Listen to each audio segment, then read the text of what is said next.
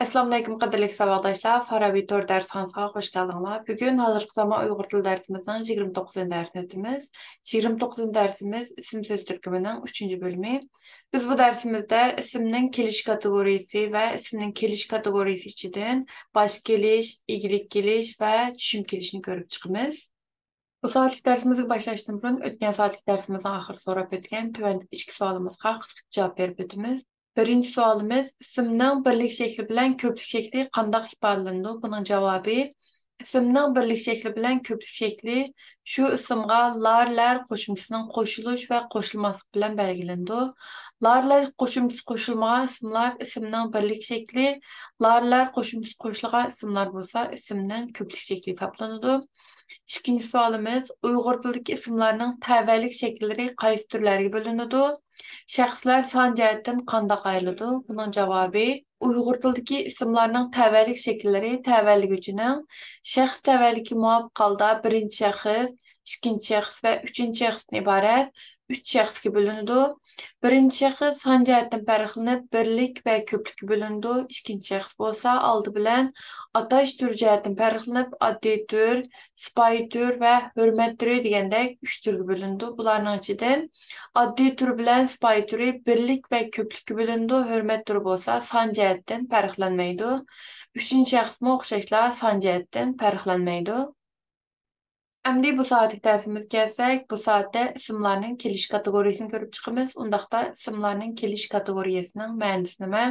İsimnin keliş kategorisi isimnin başqa sözlər bilan bolğan sintakslik münasibətini bildirib, isimnin cümlə yoki söz birikməsidəki vəzifəsini belgiləydigan qrammatikalik kateqoriya. İsimnin keliş qoşumçaları isimnin birlik yoki köplük şəkli bolundu. İsimlərə qoşulub keldigan qoşumçalarning tərtibi normal əhvalda tövəndikiçə boludu.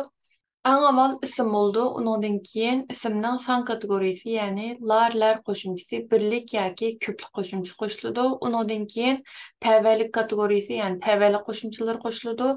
Eng oxirida bo'lsa kelish kategorisi, ya'ni kelish qo'shimchalar qo'shiladi. Buning misol olsak, kitobning o'zi birlik ism, buningga lar qo'shimchasi, ya'ni ismning san kategorisi ko'plik qo'shimchasi qo'shilganda kitoblar, im tavallik qo'shimchasi birinchi xiz ni düşüm keliş, yani bularni birleştirip kelsak kitaplarımni, yani isimlar qo'shilib keladigan qo'shimchalar bu xil tartibda bo'ladi. Yana bir misol olsak, gul degan so'z birlik ism, buningga ko'plik qo'shimchasi lar, undan keyin tavallik ikkinchi shaxs sipoya, ingiz va undan keyin chiqish kelish qo'shimchasi din. Yani bu yerdagi tartib ism, son, tavallik va kelish shaklida bu xil tartibda bo'ladi. Undaqda kelish qo'shimchalar degan nima? Kelish qo'shimchalar deganimiz ismni jumladagi boshqa so'zlarga bog'laydigan, ismning jumla yoki so'z birikmasidagi vazifasini belgilaydigan qo'shimchalar kelish qo'shimchalari deyiladi. Endi kelish qo'shimchalarining ifodalanishini ko'rib chiqsak, ya'ni ismning kelish kategoriyasi. Bu kategoriya Uyg'ur tilida ismlarning kelish qo'shimchalari qo'shilib yasalgan kelish shakllari orqali ifodalanadi. Uyg'ur tilidagi ismlarning kelish shakli baş gelish, igilik gelish, tushum gelish, yo'nalish gelish, o'rin gelish, chiqish gelish, o'rin belgi gelish, chek gelish, o'xshatma gelish, tanlashtirma gelish degandek 10 xilga bo'lindi.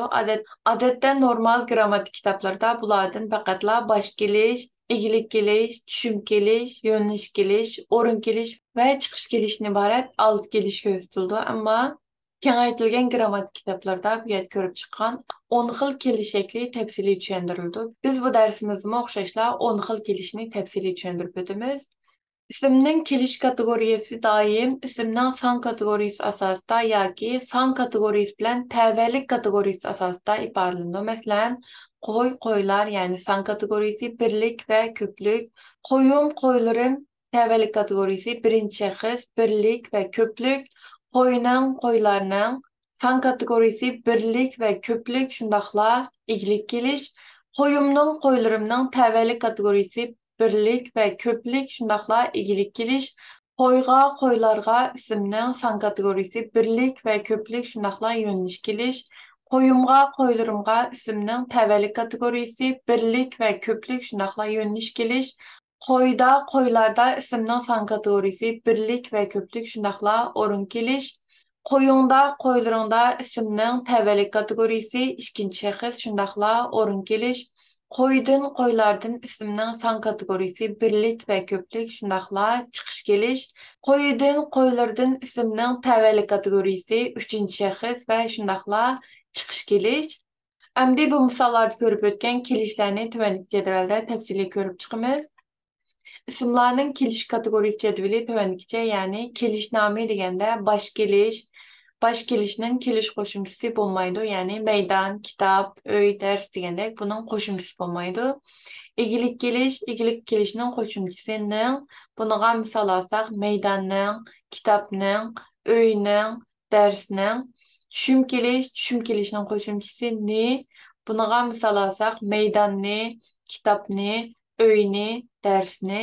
Yöneliş kelishning qo'shimchasi g'a, qa, ga, ka. Bunaqa misol olsak, maydonga, kitobga, uyga, darsga. O'rin kelishning qo'shimchalari da, ta, da, ta. Bunaqa misol olsak, maydonda, kitobda, uyda, darsda. Chiqish kelishning qo'shimchalari din, tin. Maydondan, kitobdan, uydan, darsdan. O'rin belgi kelish va buning qo'shimchasi diki, tiki, maydondiki, kitobdiki, uydiki, darsdiki. Chek kelishning qo'shimchalari g'icha, qicha, gicha, kicha.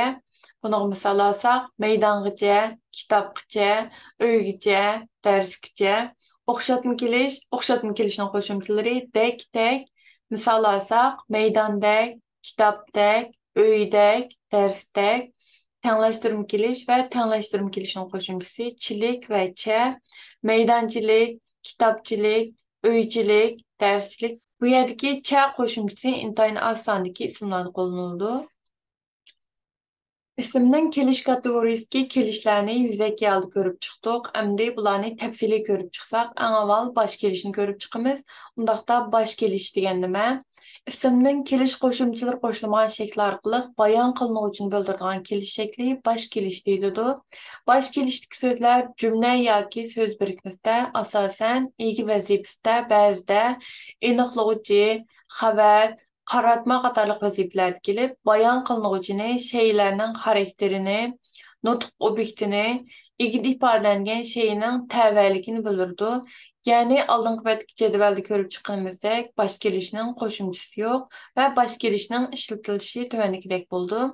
Bosh kelishdagi ismlar jumlada asosan ega yoki xabar vazifasi keldi. Konkret olganda tuvandagidek ma'nolarda ishlatildi. Birinchi, jumla yoki so'z birikmasida ega vazifasi kelib, bayon qilinuvchini bildirdi. Masalan, buningdan 50 yillar burun bundaq texnika yo'q edi. Bu yerdagi bosh kelishga ega ism texnika va bu yerda ega vazifasi kelgan. Vaqt oltindan qimmat. Bu jumladagi ega va bosh kelishga kelgan ism bo'lsa, vaqt. Bu kitobni Qosim so'rgan. Bu yerda Qosim degan ism bosh kelishga kelgan va bu jumlada ega vazifasi kelgan. İkinci cümlede qaratma vazifasi kelib, nutq obyektini bildirdi. Masalan, Ahmed kinoga boramsan. Bu jumladagi bosh kelishga kelgan ism Ahmed va bu yerda qaratma vazifasi kelgan. Saboqdoshlar, so'zimga diqqat qilinglar. Saboqdoshlar o'xshashlar bu yerdagi bosh kelishga kelgan ism va qaratma vazifasi kelgan. Qizlar qachon yo'lga chiqamiz? Bu yerdagi qizlar o'xshashlar qaratma vazifasi kelgan. Üçüncü, aniqlovchi vazifasi kelib, aniqlang'ich shayning yana bir xil nomini, ya'ni xarakterini yoki salohiyatini bildirdi. Masalan, Uyg'ur o'quvchi degan so'z birikmasida Uyg'ur degan so'z o'quvchi degan so'zni aniqlab kelgan. Ayol doktor, yog'och karvatdim o'xshashlar. Ayol degan so'z doktor degan so'zni, yog'och degan so'z karvat degan so'zni aniqlab kelgan. To'rtinchi, belgilik sharoitda xabar bo'lib kelib, egining tur tavalligini bildirdi. Bundaq jumlalar hukm jumlasini tashkil qildi. Masalan, men o'quvchi, bu yerdagi o'quvchi degan so'z xabar vazifasiga kelgan. Ahmad ishchi, bu yerdagi ishchi degan so'z o'xshashlar xabar vazifasiga kelgan va egining tur tavalligini, ya'ni Ahmadning ishchi ekanligini va tur tavalligini bildirib kelgan. Bu kitob degan jumlada o'xshashlar kitob degan so'z xabar vazifasiga kelgan va egining, ya'ni buning tür təvəlikini bildirib gələn və bu üç cümlənin hamısı oxşaşla hökm cümləsi. İsimnin keliş kategorisindən baş kelişini görüb çıxdıq. Əmdi egilik kelişini görüb çıxdıq. Egilik kelişinin mənası İsimnin egilik geliş şəkli asasən təvəlik, egiləş, egiliniş münasibətini bildirdi. Egilik gelişinin qoşumçusu aldığımız cədvəldə görüb çıxdığımızdək ning.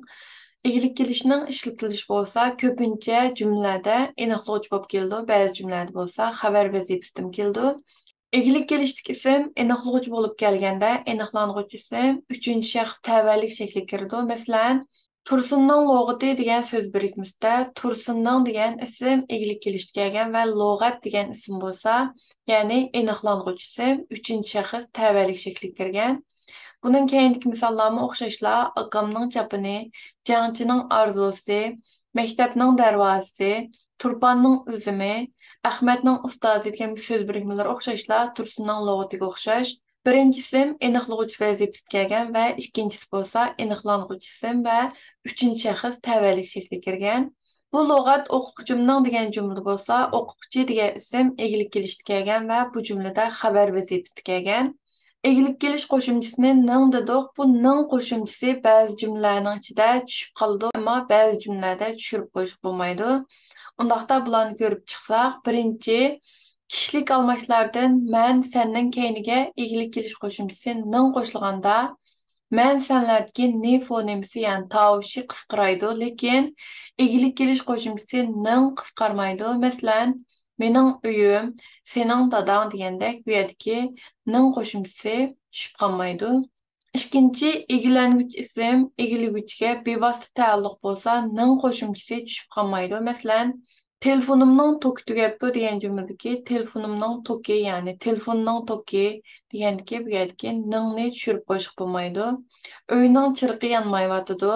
Siz qaysi maktabning o'qituvchisi degandek egilangich ism egilguvchiga bevosita taalluq bo'lgan vaqtda ningni tushirib qo'yish bo'lmaydi. Üçüncü, egilengücü bilan egilgücü aralığında eniqlığıcı bolsa, ning qo'shimchasi tushib qolmaydi. Masalan, güllik hovlining ko'k rangda sirlangan darvozasi, ya'ni hovlining darvozasi deganning o'ttirda ko'k rangda sirlangan degandek bir eniqlığıcı mavjud bo'lganligi uchun bu yerga ning qo'shimchasini tushirib qo'yish bo'lmaydi. Ikkinchi misolda o'xshashla ochamning chiroyli o'rib olgan chechidagi ochamning chechi degan so'z birikmasining o'ttirda chiroyli o'rib olgan degan eniqlığıcı mavjud bo'lganligi uchun bu yerga ning qo'shimchasini tushirib qo'yish bo'lmaydi. Ko'rlining sag'irib pishgan nashbiti, ya'ni ko'rlining nashbiti degan so'z birikmasining o'ttirda sag'irib pishgan degandek bir aniqlovchi mavjud bo'lganligi uchun bu yerdagi ning qo'shimchasini tushirib qo'yish bo'lmaydi. To'rtinchi, ning qo'shilgan so'z jumlada xabar vazifasiga kelsa, ning qo'shimchasi tushib qolmaydi. Masalan, Avu kitap Adilning, ya'ni Avu kitap Adil deyish bo'lmaydi. Bu yerga ning qo'shimchasini tushirib qo'yish bo'lmaydi. Mahallaning oyog'idagi uy tog'amning bu yerdagi ning qo'shimchasini o'xshashla tushirib qo'yish bo'lmaydi. Bu ko'zoynak mening bu yerdagi ning qo'shimchasini o'xshashla tushirib qo'yish bo'lmaydi. Beshinchi, egilguvchi so'z xos ism, ya'ni kishi ism bo'lsa, egilik kelish qo'shimchasi ning tushib qolmaydi. Masalan, u Mahmudning qo'yi, Mehmetning daftari qani, Arzugulning kitobi qaysi degandek mush misollarni hammamiz ko'rganimizdek bu yerda kishi ismlari bo'lgan vaqtda bu yerdagi ning qo'shimchalari tushib qolmaydi. Altıncı, egilgüç söz sifatdan yoki sifat xarakterlik so'zdan bo'lsa, egilik kelish qo'shimchasi ning tushib qolmaydi. Masalan, yaxshining sharofati degar, yomonning kasofati bu yerdagi yaxshining, yomonning degandagi egilgüç so'z sifat yoki sifat xarakterlik so'z bo'lgan vaqtda ning qo'shimchasini tushirib qo'yish bo'lmaydi. O'lganning ustiga tepmak, ishlaganning 100 yo'riq, ishlamaganning 100 yo'riq degan bu ikki jumladagi o'lganning, ishlaganning, ishlamaganning degandek bu so'zlarning hammasi sifatdosh bo'lganligi uchun, ya'ni sifat xarakterlik so'z bo'lganligi uchun egilik kelish qo'shimchasi ningni tushirib qo'yish bo'lmaydi. 7. Chisloni bildirib kelgan birikmalarda egilik kelish qo'shimchasi tushib qolmaydi. Masalan, atda 11-oyning 10-kuni, ya'ni bu yerdagi oyning degan chisloni bildirib kelgan bu so'zdagi ningni tushirib qo'yish bo'lmaydi. Qizim 4-oyning 6-kuni tug'ilgan, 3-oyning 21-kuni Navro'z bayrami degandagi o'xshashlar chisloni bildirib kelgan so'zlarda ningni tushirib qo'yish bo'lmaydi.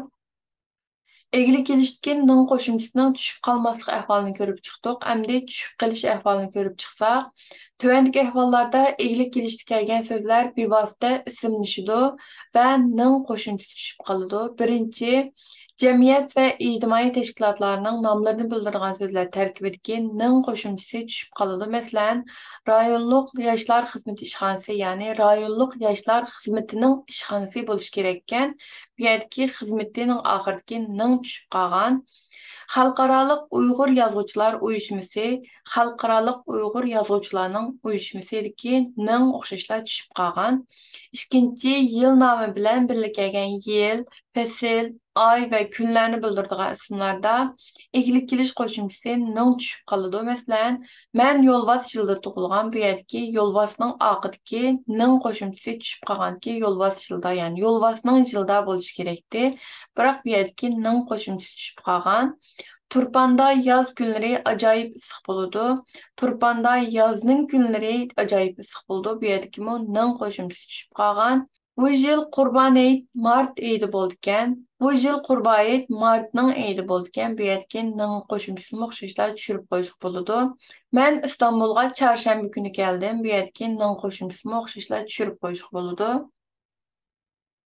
Üçüncü, bəzi isimlar baş geliş şəklində təvəllüd şeyini bildirib, isimlarga aniqlovchi bo'lib keladi və aniqlanğıcı isimning təvəllüd şəkliga kirishini talab qiladi. Biz bundaq isimlarni egilik kelish xarakterli isimlar deb ataymiz. Egilik kelish xarakterli isimlar təvəllüd şeyi bilan təvəllənguchi şey, yəni aniqlanğıcı şeyinin münasibətini abstraktlaşdırıb, zid birikkan isim birikmələrini hosil qilishda rol o'ynaydi.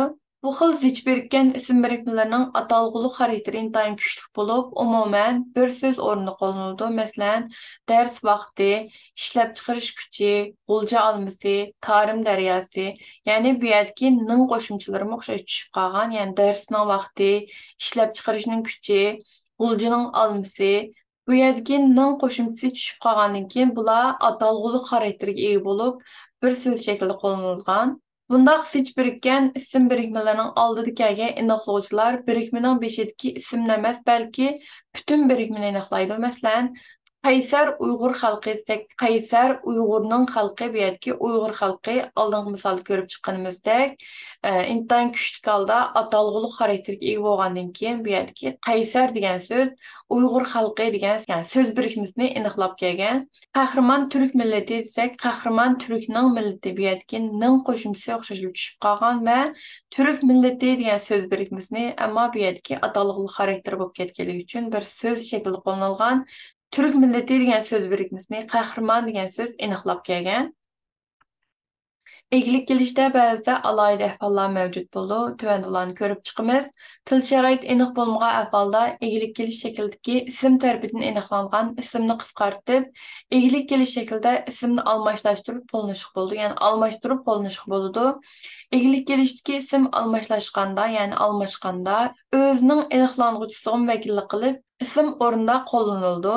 Egilik kelish shaklidagi ismlarning almashish usuli mundaq bo'ldi, ya'ni tuvandikicha bo'ldi. Birinchi, bosh kelish shaklidagi aniqlang'uchi o'rniga kelganda bevosita almashishim mumkin, ya'ni almashishim mumkin. Ki qo'shimchasi bilan birikib almashishim mumkin. Masalan, mening lug'atim yaxshi emas, Qosimning yaxshi, ya'ni Qosimninki yaxshi bu yerda. Qosimninki degan shaklga kelgan vaqtda Qosimning lug'ati degan ma'noni bildirdi.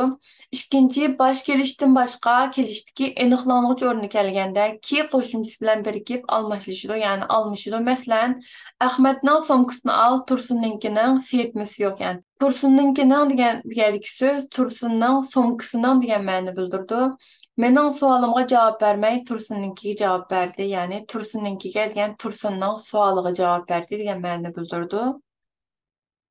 İsmning kelish kategoriyasidan bosh kelish va egilik kelishni ko'rib chiqdik. Endi tushum kelishni ko'rib chiqsak, tushum kelishning ma'nosi tushum kelish shaklidagi ismlar o'timlik fe'l yoki o'timlik fe'l birikmasiga beqinib, to'ldiruvchi bo'lib kelib, harakatni qabul qiluvchi shayni bildirdi. Tushum kelishning qo'shimchasi jadvalda ko'rib chiqqanimizdek, ni, masalan, planni tuzib chiqdik, ya'ni planni degan ism tushum kelish shaklida kelgan. Bu uylarni biz soldik. Bu paypoqni singlim to'qib bergan. Sinfni tozalab qo'yinglar. Topshiriqni ishlab bo'ldingmi? Bu kitobni 2 qatim o'qidim. Bu adını mən minimən. Vətənni qoğdaş bizning muqaddas burcumuz. Biz o'qituvchimizni hurmatlaymiz. Müşərriki, planni, öylərni, paypaqni, sinifni degandek so'zlarni hammasiga o'xshashlar tushumkeli shaklda kelgan. Uyg'ur tilidagi ismlarning tushumkelish qo'shimchasini o'xshashlar egilib kelishga o'xshash. Ba'zida oshkora, ba'zida yoshirin bo'ladi. Endi bularni tuvanda ko'rib chiqsak, bazı isimler baş geliş şeklinde ötümlük belirlağı beqinib, to'ldiruvchi bo'lib kelib, harakatni qabul qiluvchi şeyini bildirdi. Biz bunda qismlarni tushum kelish xarakteridagi ismlar deb ataymiz. Tushum kelish xarakteridagi ismlar harakatni qabul qiluvchi şeyni abstraktlashtirib, to'ldiruvchi bilan fe'lning munosabatini zichlashtirdi. Natijada bir fe'l o'rni qo'llaniladigan to'ldiruvchi fe'l birikmalari hosil bo'ladi. Bu xil ahvoldan shuni ko'ralamizki, bevosita to'ldiruvchi bo'lib kelgan tarkib xos ismdan boshqasin bo'lsa, tushum kelish qo'shimchasi tushib qoladi. Masalan, kino ko'rmak, ya'ni kinoni ko'rmak, doklad anglamak, dokladni anglamak, traktor haydamak, ya'ni traktorni haydamak, xat yozmak, xatni yozmak, tomoq yemak, tomoqni yemak, dam olmak, damni almak degandek o'xshashlar bu yerda xos ismdan boshqa ism bo'lgan vaqtda bu yerdagi tushum kelish qo'shimchasi ne tushib qoladi.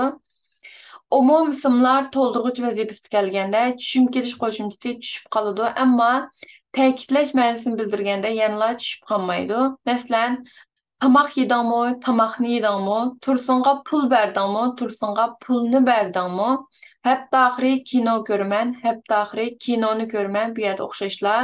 Tushum kelishga kelgan so'zlar to'ldiruvchi vazifasiga kelgan.